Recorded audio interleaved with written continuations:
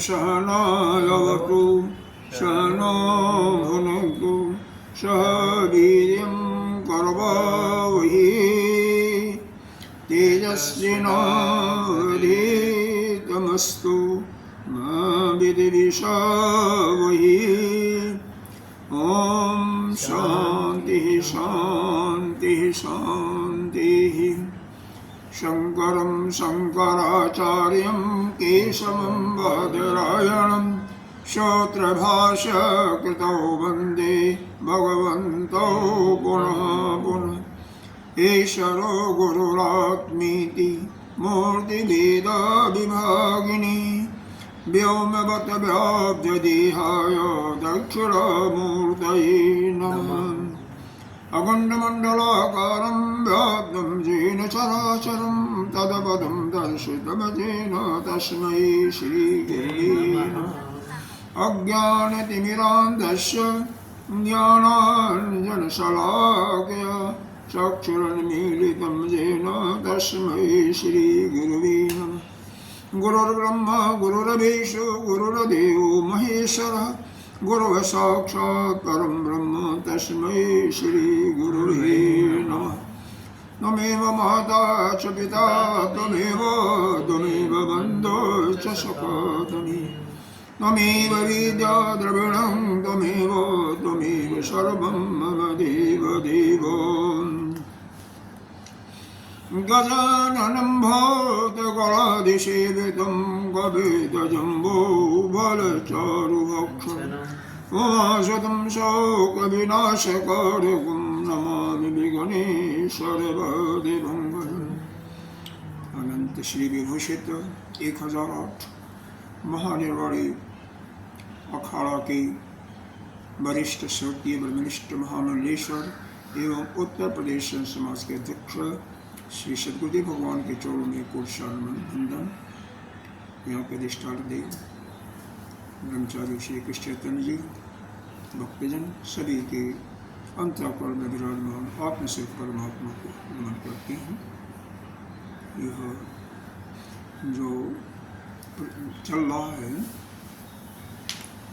इस समय, यह आदिगुरु शंकराचार्य जी के द्वारा विरचित प्रकरण ग्रंथ एक है सर्व वेदांत सार संग्रह। उस पर हम विचार कर रहे हैं। मेरे ख्याल से 20 दिन हो गया, 19वां दिन है आज। इसमें क्या है, इस सारे वेदों का सार है, निचोड़ है ऊपर। पहले बताया गया कि अनुबंध चतुष्ट है, यानी किसी भी शास्त्र को पढ़ने के लिए हमें 4 चीज़ों की जरूरत होती है जो उस शास्त्र में होता है। पहला, उसका विषय क्या है, विषय से मालूम हो जाता है इसमें क्या चीज़ है। फिर उस शास्त्र का प्रयोजन क्या है, उद्देश्य क्या है।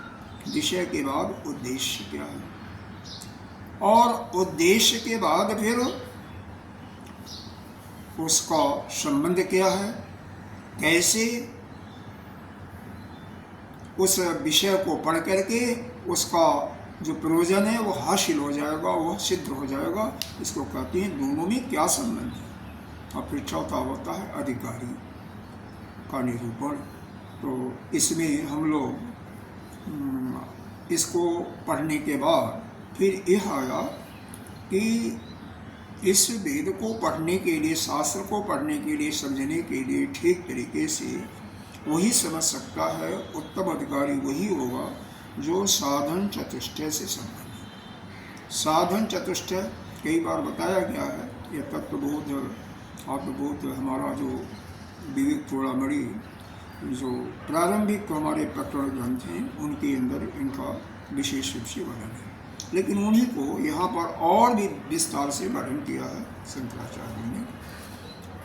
तो 4 चीज़ें इसमें बताया गया। पहला तो विवेक, कोई भी जो इस रास्ते पर चलना चाहे, अपना स्वयं कल्याण करना चाहे कि हमें फिर दोबारा जन्म नहीं लेना है, तो पहला तो उसके अंदर विवेक होना ही चाहिए। दूसरा वैराग्य की संपत्ति भी इसको हो। तीसरा समाधि खट संपत्तियाँ यानी शम, दम, उपरति, तितिक्षा, श्रद्धा और समाधि। और चौथा, सब कुछ होते हुए भी उसको अगर तीव्र मोक्ष की इच्छा नहीं होगी तो वो कुछ नहीं कर पाएगा। उसको उसके अंदर ये इच्छा हो कि हमें अगला जन्म नहीं लेना है, हमें इसी जन्म में अपने को समझ करके मुक्त होना है। तो विवेक कितना होना चाहिए? तो कहते हैं विवेक कितना होना चाहिए कि यह जो शरीर है हमारा, इस 2 चीज़ों से मिला हुआ है। एक सत्य चेतन और दूसरा मिथ्या असत्य, यानी सत्य और असत्य। सत्य जो है वह चेतन है, चेतन को वही ब्रह्म जो आत्म स्वरूप में सभी जीवों के अंदर निर्गुण निराकार रूप से, लेकिन उसी के शक्ति से इस शरीर की सारी इंद्रियां, शरीर काम कर रहा है। यह हो गया। और इसमें मिथ्या क्या है? यह जो शरीर दिखाई दे रहा है, स्थूल शरीर या सूक्ष्म शरीर 17 तत्वों का बना हुआ, यह पंचमहाभूतों से बना हुआ, केवल इसकी प्रतीति हो रही है, वास्तव में यह है नहीं, यह कहते हैं। तो यह सत्य और असत्य का विवेक होना ही, इसका ज्ञान होना ही ठीक ठाक, उसी को कहते हैं विवेक। उपनिषद में भी आया है, ईशावास्येदं सर्वं यत् किंचित् जगत्। इस सृष्टि के अंदर जो कुछ है केवल एक ही है, वह ब्रह्म, उसके अतिरिक्त और कुछ नहीं है, और जो है असत है।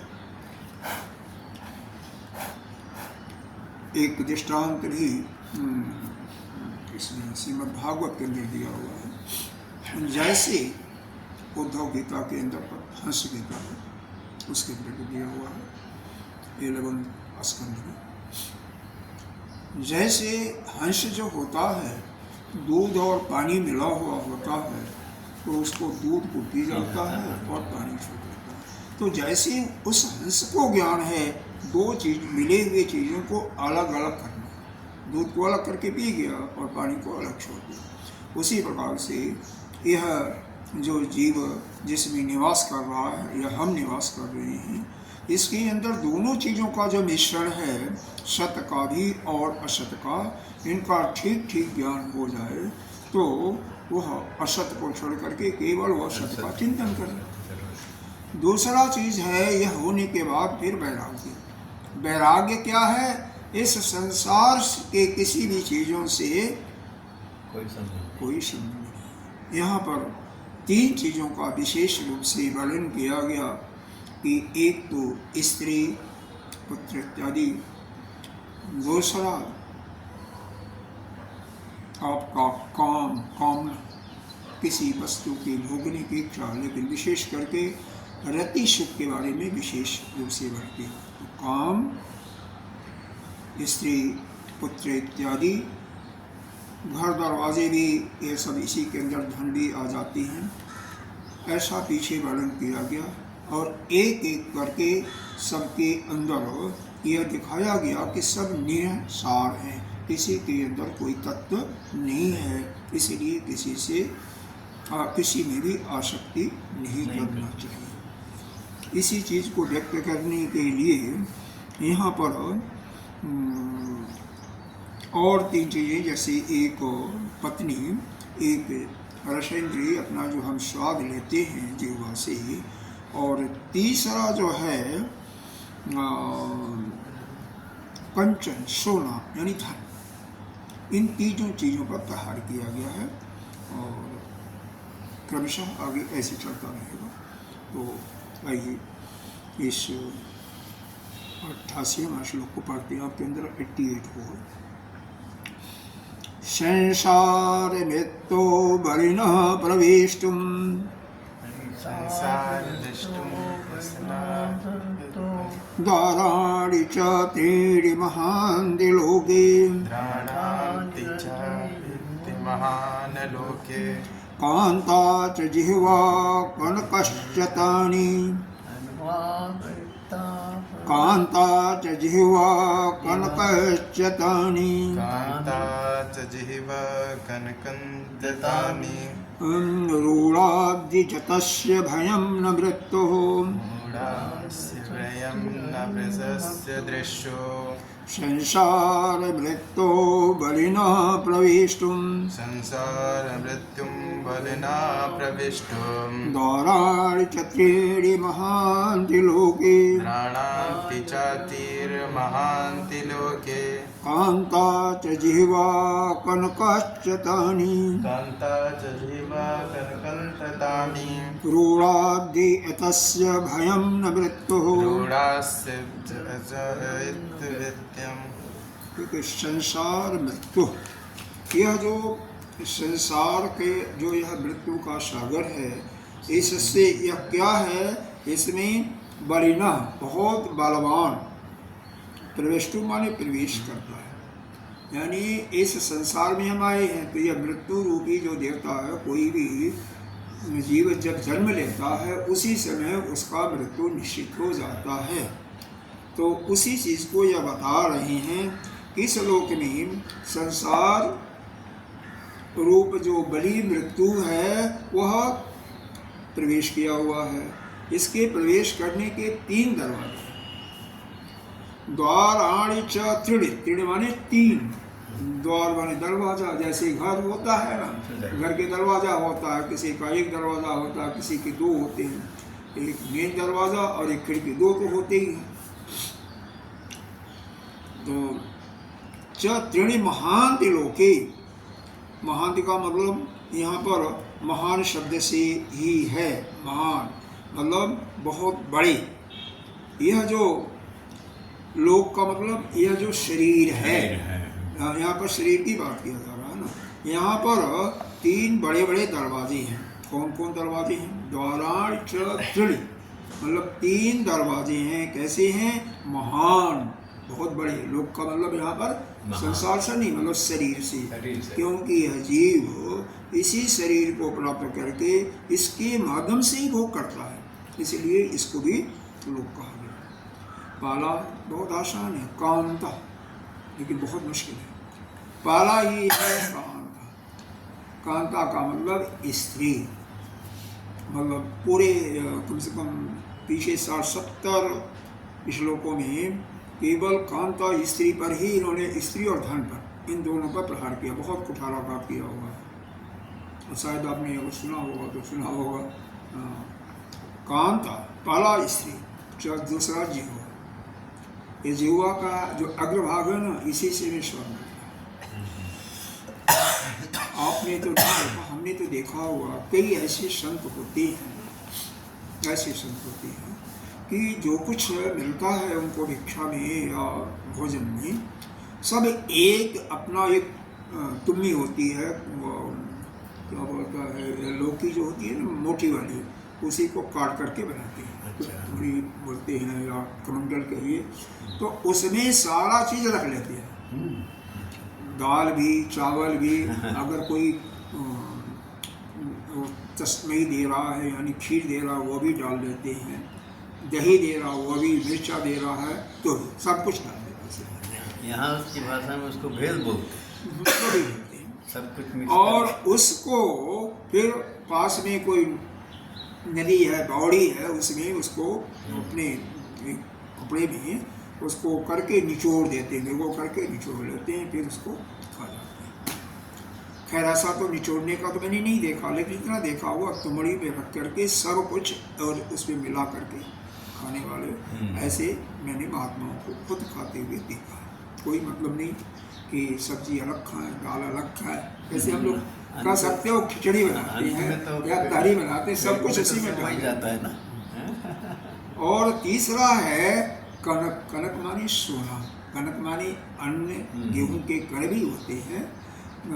तो यहाँ पर सोने का अर्थ क्या है? धन संपत्ति। कनक कनक के तो सौगनी। यह 3 जो दरवाजे हैं, इन्हीं से यह मृत्यु रूपी जो है, मृत्यु जो है, जो बहुत बड़ा बलवान है, इस संसार सागर में यह इन्हीं के रास्ते से प्रवेश करता है। और हम सभी को मार करके फिर क्या करता है, पुनः जन्म लेते हैं, पुनः आते हैं। मतलब यह पार नहीं करने देता है। मृत्यु का मतलब यह हमें इस पार नहीं जाने देता है। पहला स्त्री का मतलब यहाँ पर ले सकते हैं, स्त्री पुत्र इत्यादि सब ले सकते हैं। दूसरा रसास्वादन करने वाली जिह्वा, और तीसरा धन संपत्ति। रूढ़ादि अतस्य भयम न मृत्योः। लेकिन अब इसको, इस तीनों में हम फंस जाते हैं। और कैसे फंसते हैं? देखो, कांता है, ठीक है, हमारे शास्त्र ने ऐसा बताया भी है कि अगर स्त्री है, शादी आप गृहस्थ के लिए करने के लिए बताया है, गृहस्थ धर्म पालन के लिए, लेकिन केवल संतान पैदा करके फिर बाद में उसके साथ मैथुन संबंध यानी कोई भी क्रीड़ा नहीं करना। एक जगह बताया है, यहाँ पर नहीं, 8 प्रकार से क्रीड़ा होती है, 8 प्रकार से। अगर साथ में बैठे हुए उसको देख रहे हैं, उसके बाद को सोचते भी हैं, जैसे भगवान की लीलाओं का वर्णन करते हैं, तो यह सब मैथुन के अंदर आता है। और क्या, जो पुरानी यादें हैं उनका भी चिंतन हो रहा है, हंसना, उसके साथ चौपट खेलना, मतलब जितनी भी चीज़ें हैं सब कुछ उसके अंदर ही रति क्रीड़ा के अंतर्गत आती है। तो केवल जो गृहस्थ केवल एक पुत्र के लिए या 2 पुत्र के लिए ही संभोग करता है, वह इसके अंदर नहीं आता है। मतलब वह पीड़ित नहीं होता, वह तो ठीक है, उतना अलाउड है। दूसरा जिह्वा, पेट भरने के लिए, क्षुधा भरने के लिए, क्योंकि प्राण आपका अनवरत काम कर रहा है, तो जो कुछ मिल जाता है उसको आपने खा लिया तो कोई दिक्कत है नहीं, लेकिन स्वाद ले करके खा रहे हो तो ही मतलब वही गड़बड़ है। और हम सभी लोग स्वाद लेते हैं, खूब उसको भूनते हैं, क्या करते हैं, मसाला डालते हैं, क्या नहीं डालते हैं। कनक इसी प्रकार से धन संपत्ति का तो पीछे बताया गया कि संग्रह करना ही काल है, संग्रह नहीं करना चाहिए, क्योंकि संग्रह करने से अगर उसके लिए कोई बाधा डालेगा तो उससे लोभ होगा, और उसको क्रोध होगा, ईर्ष्या आएगी। अगर नहीं डाला तो उससे आपको मिल गया तो और इकट्ठा करो, और इकट्ठा करो, लोभ होगा, और उस लालच से और धन इकट्ठा हो जाएगा, उससे फिर मुँह होता जाएगा। अरे आपने देखा नहीं देखा, लेकिन मैंने तो देखा हुआ है, इसलिए बता रहा हूँ। कई, अब क्या मैं बताऊँ, उसमें संतों को मैंने देखा, औरों को भी देखा है। जो भी धन आएगा उसको डेली जरूर गनेंगे, जैसे आएगा उसको एक बार काउंट करेंगे, क्या मतलब, क्या मतलब है?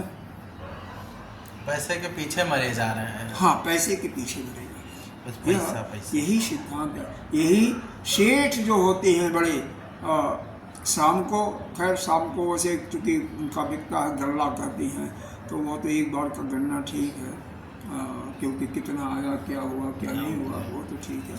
लेकिन कई ऐसे होते हैं कि तिजोरी खोल करके रोज़ सुबह शाम देखते हैं, हाँ सब ठीक है कि नहीं ठीक है, और इस प्रकार से उसी में चिंतन, उनका मन उसी में डूबता रहता है। एक अब ये होगा तो सन्यासी नहीं। भोजन पर ही बना रहे थे, एक संत थे, वो स्वपाकी थे, मतलब अपने स्वपाकी कहते हैं अपने हाथ से ही बना करके भोजन करना। एक गांव में गए तो कहीं भाई कुछ अगर मिल रहा तो हम बना लें भोजन, कुछ कच्चा अन्न मिल रहा तो किसी ने चावल दाल दे दिया, उन्होंने डाल दिया, बर्तन दे दिया, बर्तन में चढ़ा दिया। फिर कोई आया, कहता है महाराज जी क्या बना रहे हो? ये लो, अगर एक बैगन है इसको भी डाल लो। उन्होंने कहा डाल दे भाई, तू भी डाल दे। फिर किसी ने आया, कहा था भाई महाराज जी यह टमाटर उसमें और स्वाद कर देगा, टमाटर भी डाल दो, वो भी डाल दो। कोई इसे धनिया लाया, धनिया भी डाल दो, कोई मिर्चा भी डाल दो। किसी ने कहा बाबा खैनी बना रहा हूँ, या खैनी ये लो, और तू भी उसी में डाल दे। अच्छा ये भी। हाँ। फिर किसी ने कहा कि महाराज क्या बना रहे हो? कहते हैं जब बन जाए बाबा तब तो जानूं, बन रहा है। जो कुछ आया उसमें सब कुछ मिला दिया, किसी के प्रेम को ठुकराया नहीं और खा गए। यह तो क्षुधा भरने वाली बात हो गई। कोई स्वाद नहीं, जो किसी के प्रेम को ठुकराया नहीं, चाहे उसमें अमृत डाल दिया चाहे विष डाल दिया, सब भगवान का प्रसाद पा करके खा लो।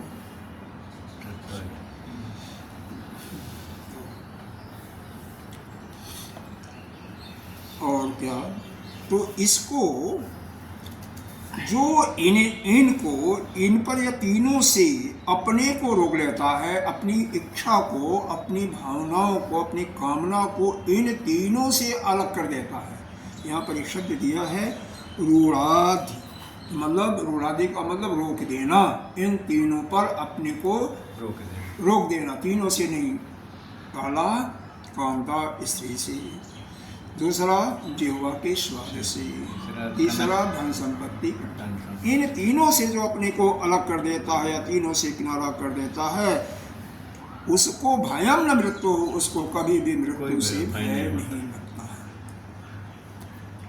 बाकी इसी संसार सागर में आते और जाते रहते हैं। जो रोकने में अपने को असमर्थ होता है वो इस संसार में आते जाते हैं।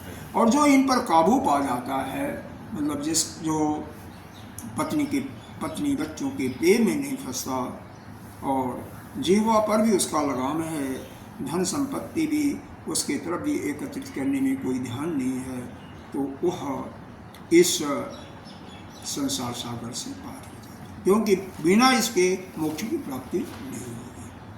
अगला श्लोक देखिए। मुक्ति श्रीनगरस्य दुर्जयतरम्, नगरस्य दुर्गम तरम्, द्वारं यद् सत्यम् इदम्, आदिम। हाँ, मुक्ति श्रीनगरस्य दुर्जयतरम्,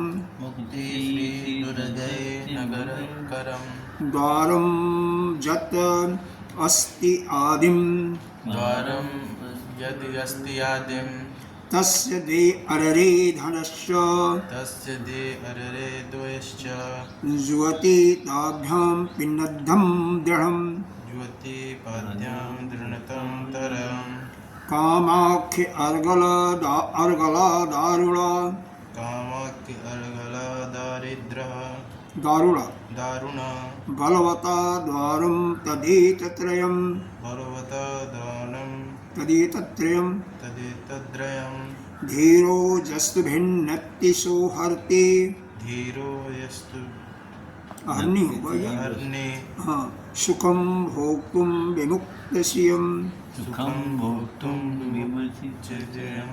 मुक्ति श्रीनगरस्य दुर्जयतरम्, मुक्ति श्री दुर्जयनगरश्चरम्, द्वारं यद् अस्ति आदिम्, द्वारं यदि अस्ति आदिं, तस्य दे अररे धनश्च, तस्य दे अररे धनश्च, जुवति ताभ्यां पिण्डं दृढम्, युवति ताभ्यां पिण्डदद्धरम्, कामाख्यर्गला दारुणा, कामाख्य अर्गला दारुणा, बलवता द्वारं यदेतत्त्रयम्, बलवता दारं यदेतद्त्रयम्, धीरो जस्तु भिन्नति सोहर्नि, धीरस्ते यस्य धोनहन्नि, सुखं भोक्तुं विमुक्तिश्रियम्। सुखं भोक्तुं विमुच्यते दियम्। देखो यहाँ पर क्या बताया, इनको अर्थ बोलो। श्रीनगर तो आपने देखा होगा, जम्मू कश्मीर में है। ठीक है, अगर बद्रीनाथ गंगोत्री जमुनोत्री जाते तो भी श्रीनगर पड़ता है, तो उस श्रीनगर की बात तो नहीं हो रही है। वह जो ऐसी नगरी है जो मुक्ति को देने वाली है, तो मुक्ति श्रीनगर, मुक्ति को प्रदान करने वाली वह जो नगर है उसको श्रीनगर, मुक्ति को देने वाला। तो मुक्ति श्रीनगर दुर्जय तरम द्वारम, द्वार माने दरवाजा, दुर्जय तरम बहुत ही मुश्किल है, उसको जीतना बहुत मुश्किल है। जदस्य आदिम कहते हैं यह जो मुक्ति है ना, मुक्ति का जो दरवाजा है, जो मुक्ति का श्रीनगर है, एक ऐसा नगर जहाँ पर जिसके पाने से आप मुक्त हो सकते हैं। तो उसका आदिम माने पहला, प्रथम, तो उसका प्रथम जो दरवाजा है, आदिम जत मतलब उसका, अस्ति माने है, आदिम माने प्रथम दरवाजा, जो उस मुक्ति श्रीनगर का या मुक्ति मार्ग का जो पहला दरवाज़ा है वह दुर्जय तरम, अरे अत्यंत कठिन है उसको, उसके प्रवेश करना, उसमें पहला ही दरवाज़ा बहुत मुश्किल है। मुक्ति श्रीनगर से, तो यह मुक्ति रूपी जो नगर है उसका, श्रीनगर यानी सुंदर नगर जो है उसका आदिम जत, उसका आदिम पहला जो द्वार दरवाजा है, दुर्जनतरम, वह पार करने में बहुत ही मुश्किल है। और क्या देखो, तस्य द्वे अररे, अब पहला दरवाजा तो पार करना मुश्किल है, उसकी करें दो फाटक है। दस्य द्वे अररे, अररे कहते हैं फाटक को या किवाड़ को, पहले किवाड़ कहते थे। पहला फाटक है धन और दूसरा फाटक है ज्योति, इसलिए हाँ, ताभ्याम विदधम दृढ़म, दृढ़ माने बहुत दृढ़ता से, बहुत मजबूती से, और पिन्नधम माने बंद हो रहा है। तो वह जो दरवाज़ा है क्यों पार करना मुश्किल है, क्योंकि उस दरवाजे के दो फाटक हैं, दो किवाड़ हैं, एक धन रूपी किवाड़ और दूसरा ज्योति स्त्री रूपी किवाड़, और इतने शक्ति से बंद हो रहे हैं, इतने दृढ़ रूप से बंद हो रहे हैं, उसको तोड़ना भी मुश्किल है। मतलब यह मुक्ति रूपी जो नगर है उसका जो पहला दरवाज़ा है उसको पार करना, उसमें प्रवेश करना बहुत ही मुश्किल है। दुर्जयतरम, बहुत ही कठिनाई से उसमें प्रवेश कोई करता है। ऐसा नहीं है कि कोई नहीं करता, करता है तो बहुत ही, लेकिन मुश्किल से, बहुत मुश्किल से, परिश्रम से। क्यों? तस्य द्वि अररे, क्योंकि उसके दो फाटक हैं, दो किवाड़ हैं। पहला किवाड़ जो है धन रूपी किवाड़ है और दूसरा ज्योति रूपी किवाड़। इन दोनों को पार करना, क्योंकि ये दोनों इतनी शक्ति से, इतनी दृढ़ता के साथ बंद पकड़ रखे हैं, इसको बंद रखे, हमको पकड़ रखे हैं ना, हाँ, कि उसको तोड़ना, उससे बाहर होना बहुत मुश्किल है। और देखो जी, तीसरा देखो, और दिखाओ जी। कामाख्य अर्गल दारुणा, दारुणा बलवता द्वारम तद एतदत्रयम। अकेले पढ़ते जा रहे हो? पढ़ा तो है दो बार।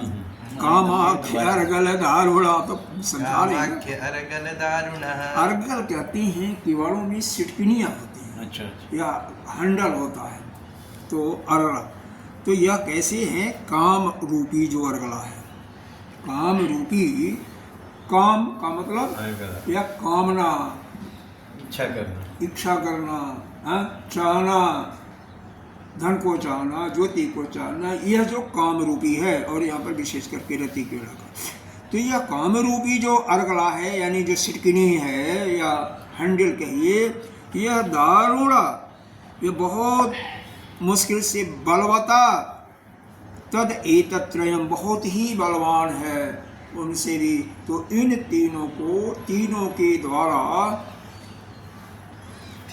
पहला दरवाजा का पहला फाटक मुश्किल से, बहुत ही कठिनाई से पार हो सकता है, क्योंकि जो उसमें कुंडा लगा है या हैंडल लगा है बहुत ही मजबूत है। फाटक वो कुंडा किस चीज़ का है? काम रूपी, आपकी इच्छा रूपी, कामना रूपी, हाँ, और जो दरवाजे हैं उसके फाटक हैं वो एक धन रूपी और एक ज्योति रूपी।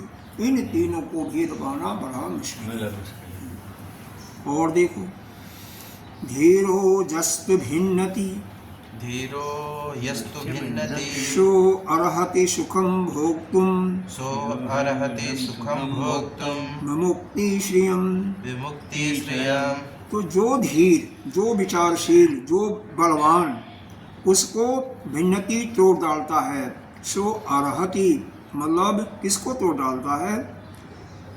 यह तीनों दरवाजों को, यानी जो धन पर, स्त्री पर, ज्योति पर और अपनी कामनाओं पर, इस पर जो विजय प्राप्त कर लेता है, यह विजय प्राप्त करने में समर्थ है, वही मोक्ष रूपी नगरी को या मोक्ष रूपी लक्ष्मी को प्राप्त करता है। सीधे साधे कहा जाए तो मुक्ति उसी को मिल सकती है जो कि ज्योति यानी स्त्री, धन और कामनाओं पर विजय प्राप्त कर रखा। अपनी इंद्रियां, उसके इंद्रिय में भी, इंद्रियों पर संयम हो, मन पर संयम हो। अब उसके लिए दूसरे रूप में चाहे और सस्ते में कहें आसान में, तो वह संसार में उसकी गति न हो। जो संसार में, चाहे वो मोबाइल हो, चाहे वो आपका टेलीविज़न हो, चाहे आजकल वो चला है क्या कहते हैं लैपटॉप चला है, किसी के माध्यम से या आना जाना, तो अगर संसार में उसकी गति बारंबार होती है, संसार में बारंबार जाएगा, तो उसके लिए तो बहुत ही दुष्कर हो जाएगा। क्योंकि फिर वह अपनी कामनाएं उसकी बढ़ती जाएंगी, एक न एक कामना बढ़ती जाएगी। अभी मान लो जैसे गर्मी में जा रहा है तो ठंडा चीज़ पीने का मन कर रहा है, बाद में फिर खाने का मन आ जाएगा, फिर सोने का आ जाएगा। ऐसे ही एक छोटा सा दृष्टांत बताते हैं। एक बहुत मुसाफिर था, जा रहा था भूखा प्यासा, फिर एक वृक्ष के नीचे पहुंचा। उसके मन में भाव आया कुछ यहाँ पर आराम कर लें, ठंडी ठंडी हवा चल रही थी, थोड़ा सा लेट लेते हैं फिर चलते हैं, क्योंकि पानी होने का कोई जिक्र नहीं था। फिर उसके मन में आ जाता है अगर वही भाई पानी पिला दे एक गिलास तो बहुत सुंदर होगा। अब वहाँ पर उस पेड़ पर एक जन्न रहता था, क्या कहते हैं जिन्न कहते हैं, वो रहता था। उसने अपने आप पानी आ गया, पानी पी लिया। जिन्न क्या होता है? जिन्न होते हैं या जैसे भूत पिशाच होते हैं ना, जिन्न कहते हैं उनको, जादूगर टाइप। हाँ, जादूगर टाइप नहीं, दिखाई नहीं देते हैं, ये मरे हुए जीव होते हैं। अच्छा, फिर उसने कहा कि अगर भूख लगी है बहुत तेज, अगर भोजन मिल जाता तो उसके बाद आकाश से उड़ती हुई बहुत सुंदर थाली आ गई भोजन की, वो भी खा लिया। अब उसके अंदर इच्छा होती है कि चारपाई अगर मिल जाए तो यहाँ पर आराम कर लेते हैं। फिर ज्योति का आ जाता है तो सब कुछ आ जाता है। बाद में वो आता है अगर लगता है कोई इस पर है, अगर वो मारने लगे तो मार ही डालेगा मेरे को, तो मार ही डाला। ऐसे ही होता है। मतलब अपनी कामनाओं पर अंकुश लगाना, अपनी इंद्रियों पर और अपने मन पर, जिसका मन और इंद्रिय पर, अपनी इंद्रिय पर कंट्रोल नहीं है, विजय नहीं है, जो इन पांचों इंद्रियों के वश में है, उसको अपने वश में करना है तो कोई दिक्कत नहीं होगी। जीवा को वश में करना, स्पर्श इंद्रिय को वश में करना, जन्नेन्द्रिय इंद्रिय को वश में करना, ज्ञानेन्द्रिय में अपना कानों पर जो सुनना चाहे उसी को सुने, बाकी न सुने, निंदा चुगली ना सुने और इत्यादि। क्या बोलता है, निंदा चुगली से तो ज़्यादा रति की भावनाएं, गाने सुनकर मधुर बात करना किसी से, वो सबसे खराब है। वो तो है ही है, एक चीज़ें थोड़ी हैं, हजारों चीज़ें हैं, देखने वाली चीज़ें हैं। इस प्रकार से अपने नेत्रों पर भी जिस चीज़ को देखना चाहे, भगवान को देखो ना, उससे सुंदर तो कोई है ही नहीं है। तो अपने प्रियतम भगवान को देखे, उस भगवान के तृप्त और उसके किसी से प्रेम न हो, किसी से। संसार जो है ऐसे ही है, इस संसार में कोई किसी का नहीं है। ऐसा उसके अंदर भाव हो जाए, सिर्फ भगवान से प्रेम करे, भगवान को ही देखे, भगवान की लीलाओं को सुने, और किसी से बात करना हो तो भगवान से करे, से बात करे। जैसे गोपियाँ रहती थी अपने घरों में, लेकिन बात किससे करते थे? कन्हई से। अपने आप ही बात करती थी। कन्हई वहाँ नहीं होते थे, लेकिन कन्हई सुनते थे, उन्हीं से बात करते थे, उन्हीं को खिलाते थे, उन्हीं को डांटती थी, उन्हीं को मारती भी थी, सब कुछ करती थी।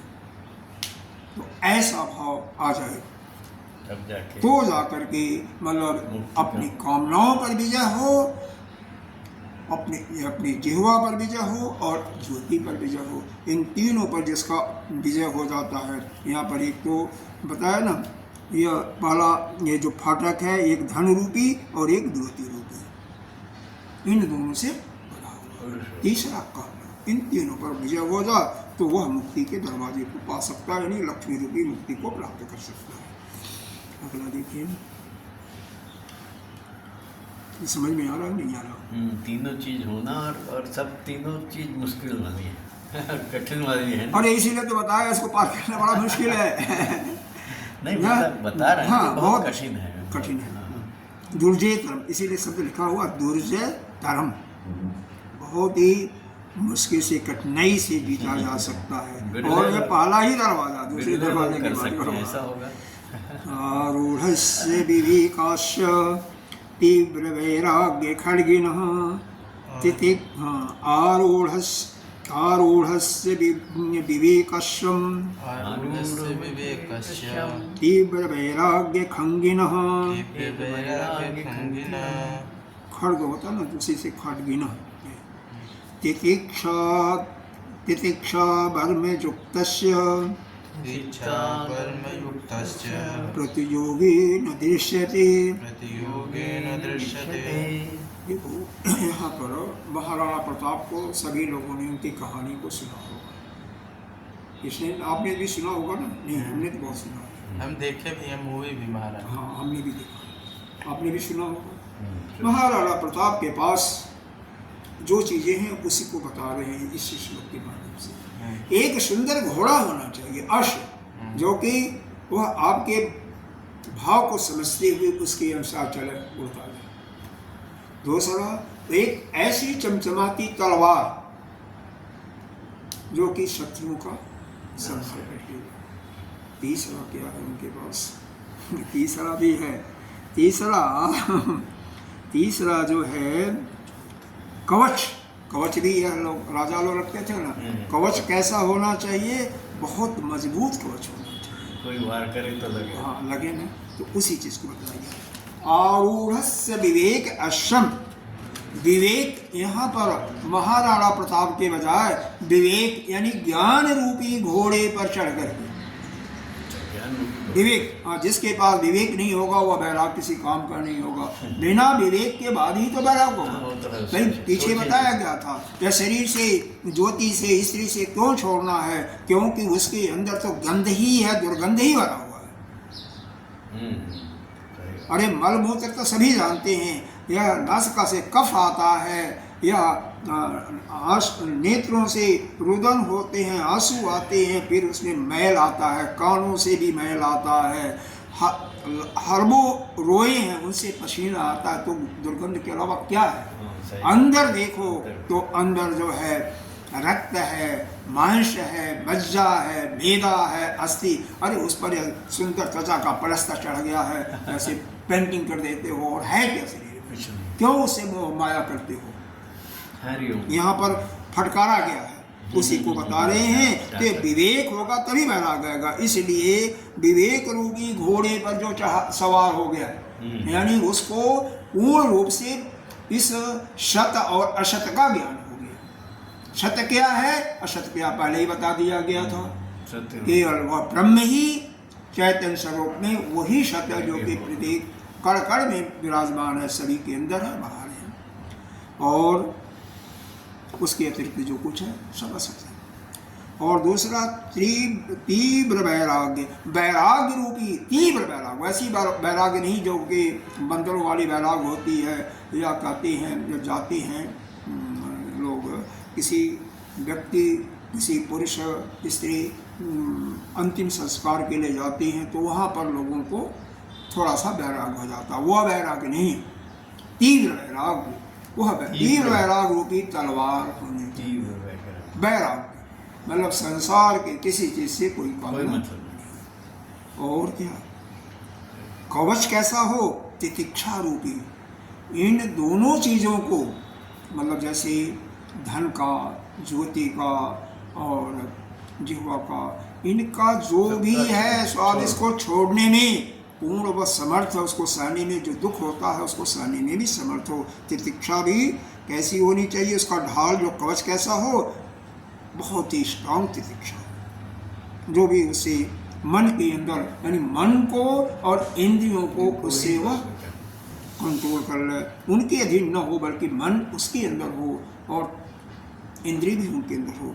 प्रतियोगी न दृश्यते, अगर ऐसा कोई होगा तो उस संसार में उसका कोई भी प्रतिद्वंदी दिखाई नहीं देगा। तलवार से सबको काट करके अलग, वह तलवार क्या है, वह तीव्र वैराग रूपी तलवार है।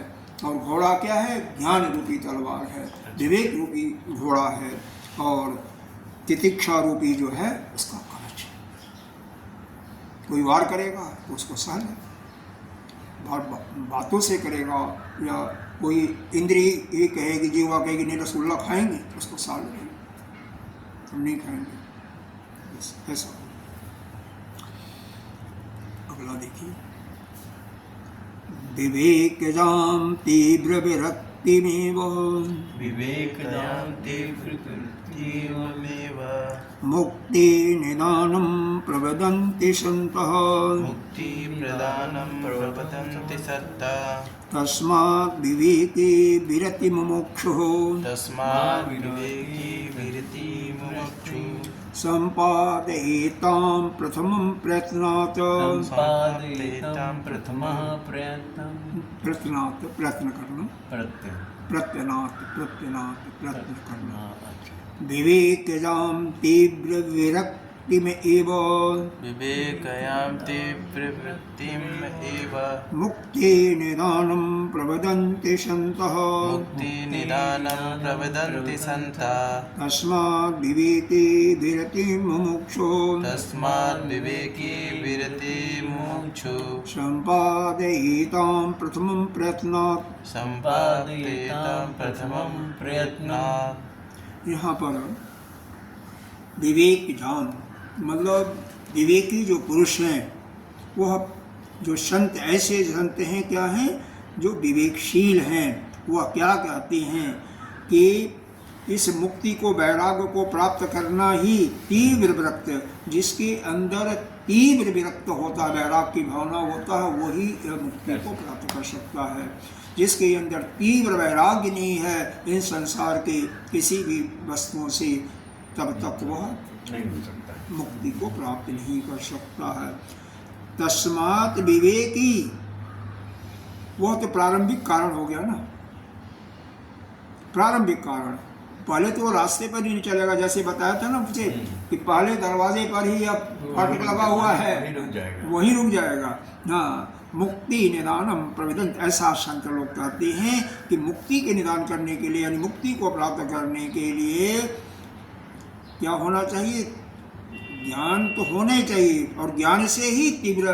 तो यहाँ पर एक शब्द है, पीछे हमने कुछ अलग कर दिया था, विवेक जाम, जाम माने उत्पन्न होना, जन्म लेना। जैसे जलज है, जलज माने किसे कहते हैं, कमल को, जो जल के अंदर उत्पन्न होता है। तो जो विवेक से उत्पन्न होता है, तो विवेक से उत्पन्न हुआ तीव्र वैराग्य ही मुक्ति का कारण है। तस्मात् विवेकी विरति मुमुक्षु। हाँ, और इसी कारण विचारशील जो मुमुक्षु होता है पुरुष, पहले परिश्रम करके, संपादयेतां प्रथम प्रयत्नात्, सबसे पहला काम है परिश्रम करना, और परिश्रम करके ही इस वैराग्य की स्थिति का प्राप्त कर सकता है। यानी वैराग्य प्राप्त करने का पहले साधना करें। साधना करना क्या, कैसे करेगा, पहले तो उसको ज्ञान हो, नित्य और अनित्य का ज्ञान हो, और नित्य और अनित्य का जब ज्ञान हो जाए तो संसार के समस्त पदार्थों से, हालांकि तीन चीजें यहाँ पर पहले लिया, मुख्य रूप से लिया, धन को लिया, स्त्री को लिया, जीवा को लिया, तो लेकिन जितनी भी पदार्थ हैं सभी से पूर्ण विरक्ति आ जाए तो मुक्ति को प्राप्त करने का यह प्रथम सीढ़ी वो पार कर जाता है, और इस वैराग को प्राप्त करने के लिए पहला काम है उसका खूब परिश्रम करे। परिश्रम का मतलब अभ्यास करे। ये एक बैग नहीं आता है, एक बैग सफलता नहीं आती है, धीरे धीरे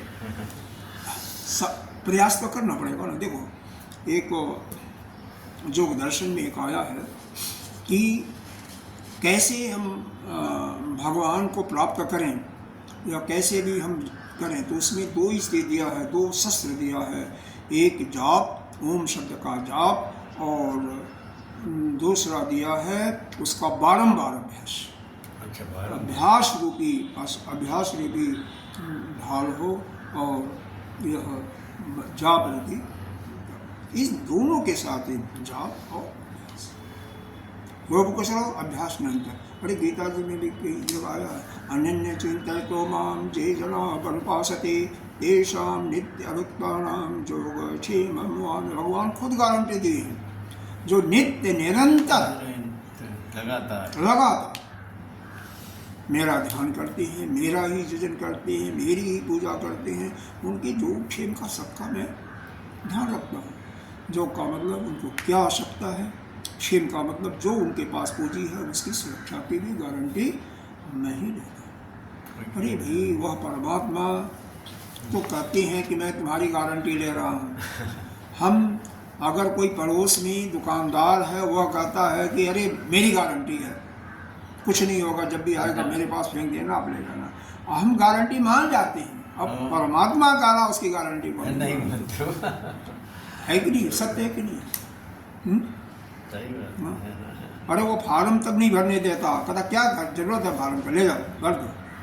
अब नहीं भरना भर दो, कोई बात नहीं, लेकिन मेरी गारंटी है। और उसके प्रायः हम उसी के गारंटी पर हम काम कर रहे हैं, व्यवहार कर रहे हैं। इसीलिए हर एक जगह लोगों का एक पेट दुकान होता है, कोई दुकान में गड़बड़ हो तो वापस वो ले भी लेता है, ले भी लेता है। हमने दिल्ली में देखा हुआ है, अगर आटा आपको पसंद हमें नहीं आया तो ठीक है वापस कर दो, बताया लाते हैं, लेकिन कोई खराबी निकल गई, हमें नहीं पसंद आया किसी भी कारण से, तो वह आटा ले करके दूसरा आटा दे देता है, तौलेगा और जितना आपका बचा हुआ है उसका आप पैसे एडजस्ट कर दो।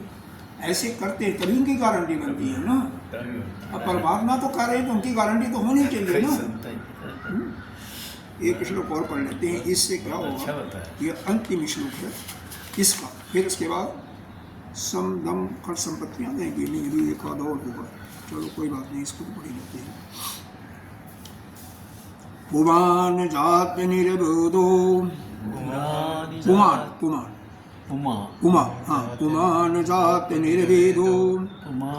जात निर्वेदो, देहबंधम जिहासितम,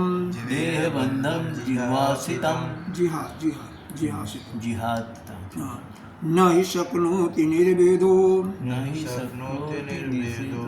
बंधभेदो महानसो। यहाँ पर पुमान कहते हैं पुरुष को, पुमान माने पुरुष। न जाति निर्वेदो, जिस पुरुष के अंतर्गत विषयों का वैराग्य नहीं होता, निर्वेद माने वैराग बिल्कुल अलग हो जाए से। देह बंधन जिहासुतम, वह देह रूपी बंधन को छोड़ने के में समर्थ नहीं हो सकता। मतलब जिसके अंतर्गत यह संसार के विषयों से तीव्र वैराग्य नहीं हो सकता, वह यह मोक्ष रूपी यह जो है यह शरीर का बंधन, यहाँ पर शरीर का बंधन दिया। शरीर का बंधन क्या है भाई, हम शरीर नहीं है तो यह कर्तृत्व का, भोक्तृत्व का और ज्ञातृत्व का, इन तीनों को त्यागने का मतलब ही है कि यही हमारे देह के तीनों गांठियाँ पड़ी हैं सूक्ष्म शरीर में। कर्म करने वाला वह प्रकृति करती है। भगवान ने खुद गीता जी में कहा, प्रकृति क्रियमाणानि गुणानि कर्माणि सर्वशः, और क्या कहा, अहंकारी विमूढ़ात्मा कर्ता अहम एवं नंदते। अहंकारी जो होता है मूर्ख होता मूर्ख में, बल्कि जो PhD किया वही अपने को कर्ता मानता है, जबकि प्रकृति अपने आप ही अपने ही गुणों से सब काम करती रहती है, लेकिन हम मान जाते हैं। तो यहाँ पर इसीलिए बताया कि जब तक कोई पुरुष बिल्कुल संसार के विषयों से निर्वेद नहीं हो जाता, यानी बिल्कुल उसमें कोई भी तिल मात्र भी आसक्ति नहीं होती, वैराग सशक्त वैराग हो जाता, तब तक वह देह के बंधन से मुक्त नहीं हो सकता, यानी मुक्ति को प्राप्त वह नहीं कर सकता। तब तक वह 84 लाख दुनिया में घूमता है। क्योंकि अंत समय में अगर कोई भी इच्छा होती है ना, तो अंत समय में वही हमारे सामने खड़ी हो जाती है। एक महात्मा थे, बहुत बड़े उच्च कोटि के महात्मा थे, लेकिन उनकी जीवा एक बेर पर अटकी हुई थी। बेर खाने की, बेर होता है, कई लोगों को खांसी भी आती है बेर खाने से। शिव जी को चाहा जाता है बेर, बड़ी बड़ी मोटी मोटी अच्छी बेर होती है।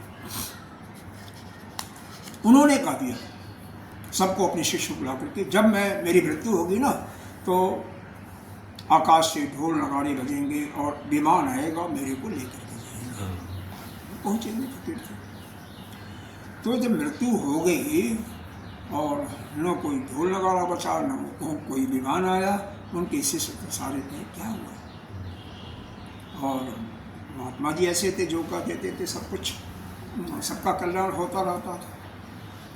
तो उनके एक दूसरे संत आए, उन्हीं के मित्र थे, उनके साथ थे। तो उनसे उनके भक्तों ने कहा कि प्रभु, यह महाराज जी हमारे गुरु चले गए और उन्होंने कहा था कि हम जाएंगे तो यह ढोल नगाड़ा इत्यादि बचेगा। इसका मतलब उनकी सदगति होगी ना, मुक्ति तो होने में ढोल नगाड़ा कुछ नहीं बचता, वो तो यहीं का प्राण चला जाता है ना, न कोई विमान आता है, न कोई कुछ आता है। गुरुदेव ने स्पष्ट बताया हुआ है। तो उन्होंने कहा कि ठीक है, मैं देखते कहाँ पर वो अंतिम समय में उनको सोए हुए थे, जब वहाँ पर ले जाते हैं कि यहाँ पर सोए हुए थे। तो देखते हैं सामने बैर का एक बधा हुआ पोटली दिखाई दिया और वहाँ पर एक भौरा गुनगुनाता एक कीड़ा दिखाई दिया। कहते हैं वो समझ गए, हाँ वो समझ गए। उन्होंने कीड़े को फटाक से कुछ लिया था, हाथ में मारा, और जैसे ही वह कीड़ा मरता है, कैसे ही वो आकाश से धुंधली बसती है और आ जाती है। मतलब वो कीड़े के रूप में हो गए थे, क्योंकि उनकी आसक्ति थी बैर खाने की, या कोई भी आसक्ति, क्योंकि अगर रह जाती है ना तो वो प्रकट होगी। अरे सपने में भी प्रकट होती है, और नहीं तो दूसरा जन्म उसी प्रकार से पाएगा कि वह अपने भोगों को भोगे, तो वह समाप्त होता है। तो यही बताया गया कि जब तक पूर्ण रूप से निर्वेद नहीं होता, पूर्ण वैराग्य नहीं हो जाता है, तब तक इस देह के बंधन से नहीं छोड़ सकता, नहीं सो सकता। निर्वेदो मंदवेदो महान सौ, निर्वेद होना ही यह जीव से मुक्त होने का मुख्य साधन है। महामारी इसका बड़ा भारी उपाय है। तो पहला उपाय और बहुत सबसे बड़ा उपाय यही है कि आप निर्वेद हो जाओ, किसी भी चीज़ से आसक्ति मत हो, किसी भी चीज़ आसक्ति। एक श्लोक और है, पढ़ लेते हैं, बाद में समदम संपत्ति कर हो जाएगा। वैराग्य रहिता एव हिमालय, वैराग्य रहता एव हिमालय इवालय, हिमालय इवालय, यम धनालय, यालय मानी घर, यम मानी जमराज का घर, जमराज। तो वैराग्य रहिता, जो वैराग्य से रहित है, चलिए पढ़िए पहले। वैराग्य रहिता एव हिमालय इवालय, वैराग्य रहिता एव हिमालय युदालय। ये ई लिखा हुआ, हा लिखा हुआ तुम्हारे इवालय, तुम्हारे अंदर क्या लिखा हुआ भाई इसके? इवालय, इवालय। हाँ। क्लेशन्ति त्रिविधै तापै मोहिता अपि पंडिता, क्लेशैति त्रिविधै तापै इव पंडितः। कह रहे हैं वैराग्य रहित, वैराग्य रहित यानी जिनको वैराग्य नहीं होता, हिमालय इवालय, चाहे वो कितने बड़े विद्वान हो, पंडिता अपि पंडिता, कितने बड़े वो विद्वान हो, कितने बड़े विद्वान हो, तो भी मोह के वश क्लेशंत त्रिपदई ताप मोहिता, यह तीनों तापों से वह मोहित होते रहते। तीन ताप कौन होते हैं? दैहिक, दैविक और हाँ, दैहिक, दैविक और आध्यात्मिक। भौतिक को दैहिक ही कहते हैं, भौतिक, दैविक और आध्यात्मिक, या दैहिक, दैविक और आध्यात्मिक। दैहिक ताप क्या है? शरीर में पीड़ा हो रहा है, शरीर आप मानते हो कि अपना है, तो उससे शरीर से आपको कष्ट हो रहा है, चाहे पड़ोसियों से हो, तो चाहे जीव जंतुओं से हो। तो मच्छर से पीड़ा हो रही है तो भी आपको पीड़ा हो। दूसरा है दैविक, अतिवृष्टि हो गई, किसान है, अतिवृष्टि से या सूखा हो गया तो उसका फसल सूख गया, या बाढ़ आ गई तो उसका फसल डूब गया, या ओले पड़ गए, या भूकंप आ गया, तो इस प्रकार से उसको दुख होता। आध्यात्मिक, सब कुछ ठीक होते हुए मन ही नहीं काम करता कुछ करने को। जैसे अब मान लो आपका मन नहीं करता सवेरे, तो कैसे आते हैं? तो मन मतलब आध्यात्मिक मन भी अंदर से स्वस्थ होना चाहिए। तो यही पर बताया गया कि वैराग्य रहता, जिसके अंदर वैराग्य नहीं थे, वह कितना बड़ा विद्वान हो जाए, सब कुछ, बाकी सब कुछ उसके अंदर है, लेकिन केवल वैराग्य नहीं है, तो कुछ भी नहीं कर सकता। तो वह इस मोह या तीनों तापों से जीवन भर मोहित रहेगा और इसी संसार में आता और जाता रहेगा। मतलब इस संसार को वह कभी भी नहीं पा सकता, क्योंकि मूल, यह कई बार बताया है वैराग के लिए कि मूल चीज इसका यही है कि इस संसार के सभी वस्तुओं से वैराग्य होना। तीन चीजें इसमें विशेष करके बताई गई, कांता यानी पत्नी, जीवा और सुन, कनक, कनक। इन तीनों चीजों से, या धन संपत्ति से, पत्नी या ज्योति से, और अपने कामना से, हाँ, सभी प्रकार की कामनाएं, खाने पीने भोगने इत्यादि की, इन तीनों से जो बरी हो जाता है, जो गृहस्थ, वही हो सकता है। ये भी बताया कि हमारा अश्य कैसा हो,